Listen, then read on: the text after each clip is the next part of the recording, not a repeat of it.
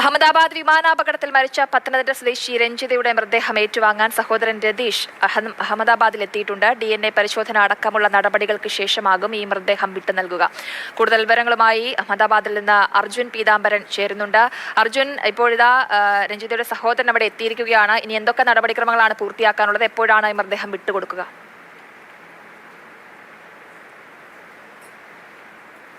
DNA sample എടുത്തിട്ടുണ്ട്. ആ പരിശോധന എല്ലാം തന്നെ ഇപ്പോൾ നടക്കാൻ പോകുന്നു എന്നുള്ളതാണ് ഏറ്റവും പ്രധാനപ്പെട്ട ഏറ്റവും പുതിയ വിവരം.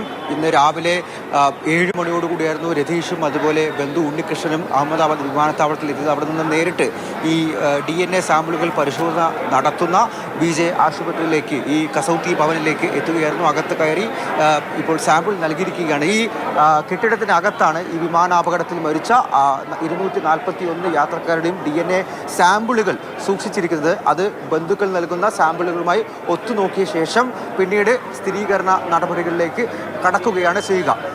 72 മണിക്കൂർ വരെ എടുക്കും ഈ മൃതശരീരങ്ങൾ വിട്ടു നൽകാൻ എന്നുള്ളതാണ് ഏറ്റവും പ്രധാനപ്പെട്ട വിവരം. അതായത് ഇപ്പോൾ ഈ സാമ്പിൾ രതീഷ് നൽകിയിട്ടുണ്ടെങ്കിൽ പോലും രഞ്ജിതയുടെ മൃതദേഹം അത് അദ്ദേഹത്തിന് ബന്ധുക്കൾക്ക് കൈമാറണമെങ്കിൽ 72 മണിക്കൂർ വരെയെങ്കിലും എടുത്തേക്കാം. അത് പരിശോധന, അതിൻ്റെ ഫലം, അതിന് പുറമെ മറ്റ് ചില നടപടികൾ കൂടി പൂർത്തീകരിക്കേണ്ടതുണ്ട്. അതിനുവേണ്ടി എയർ ഇന്ത്യ ഒരു ഏജൻസിയെ തന്നെ ഏർപ്പെടുത്തിയിട്ടുണ്ട് എന്നുള്ളതാണ് നിലവിൽ നമുക്ക് മനസ്സിലാകുന്ന കാര്യം.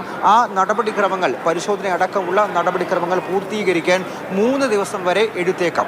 അതിനുശേഷമായിരിക്കും ഈ രഞ്ജിതയുടെ മൃതശരീരം സഹോദരന് നൽകുക. അതിനുശേഷം മാത്രമായിരിക്കും ഇവർക്ക് നാട്ടിലേക്ക് മടങ്ങാനും സാധിക്കുക. ഇപ്പോൾ ഈ സാമ്പിൾ നൽകിയ ശേഷം അവർ റൂമിലേക്ക് മാറിയിരിക്കുകയാണ്. അതിനു വേണ്ടിയിട്ടുള്ള എല്ലാ സൗകര്യങ്ങളും എയർ ഇന്ത്യ തന്നെയാണ് ഇപ്പോൾ ചെയ്തു നൽകിക്കൊണ്ടിരിക്കുന്നതും. എയർ ഇന്ത്യയുടെ 2 സെക്യൂരിറ്റി സ്റ്റാഫുകൾ, സപ്പോർട്ട് സ്റ്റാഫുകൾ ഇവർക്കൊപ്പം എല്ലാ സമയവുമുണ്ട്. അവർ വേണ്ട നടപടിക്രമങ്ങൾ പറഞ്ഞു കൊടുക്കുന്നുണ്ട്. എത്രയും പെട്ടെന്ന് ചെയ്തു തീർക്കാൻ വേണ്ടിയിട്ടുള്ള സഹായങ്ങളും ചെയ്തു നൽകുന്നുണ്ട്. ഒപ്പം ഇവിടെ സന്നദ്ധ സംഘടനകളും മലയാളി സമാജത്തിന്റെ വിവിധ അംഗങ്ങളും. എന്തായാലും രഞ്ജിതയുടെ സഹോദരൻ ഇപ്പോൾ ആശുപത്രിയിൽ എത്തിയിട്ടുണ്ട്. സാമ്പിൾ അടക്കം എടുത്തിട്ടുണ്ട്. ഇനി എന്തായാലും നടപടിക്രമങ്ങളൊക്കെ പൂർത്തിയാക്കേണ്ടതുണ്ട്. 72 മണിക്കൂർ എടുക്കും ഈ ഒരു മൃതശരീരം വിട്ടുകൊടുക്കാൻ എന്നുള്ളതാണ് അർജുൻ നൽകുന്ന വിവരം.